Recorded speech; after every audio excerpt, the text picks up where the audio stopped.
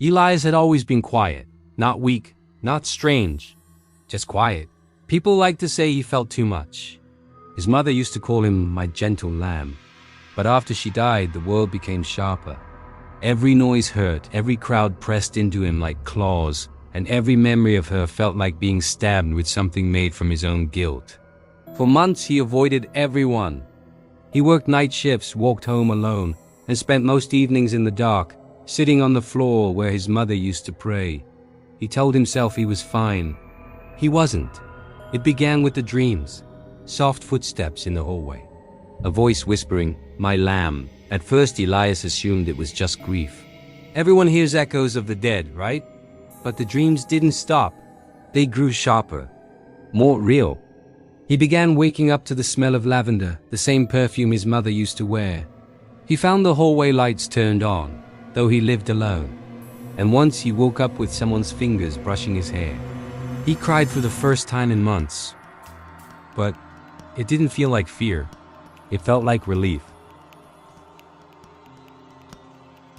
One evening, after another haunting dream, Elias returned home and found something on the kitchen table. A small wooden lamb figurine. His mother had carved it for him when he was 6. He buried it with her. He touched it with trembling hands. "Mom?" he whispered. The house answered with silence.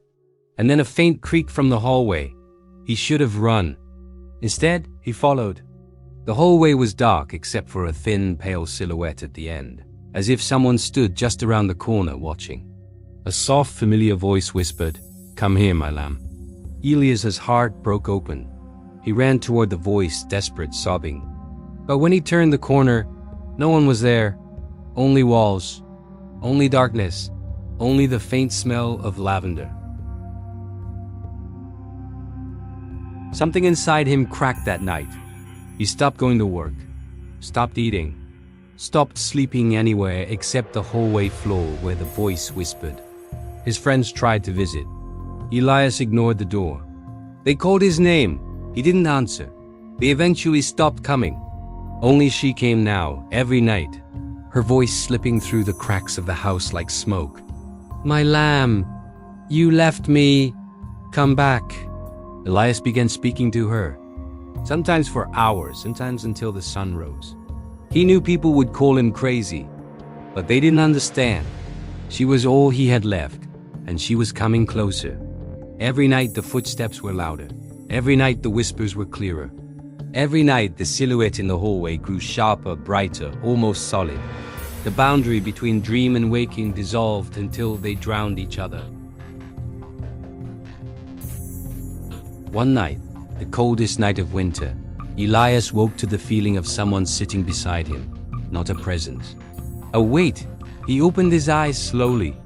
A woman's shape sat next to him, back turned, long hair hanging like damp threads. Her shoulders shook as if she were crying. "Mom?" he whispered. The figure stopped shaking, very slowly, very painfully. She turned toward him. Her face was wrong, not ghostly. It was almost her. Almost loving, but twisted by something hollow, empty, hungry. "My lamb," she whispered. "Come with me."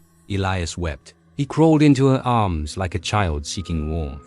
She wrapped her arms around him, and the house groaned as if something ancient had awakened. Elias didn't fight.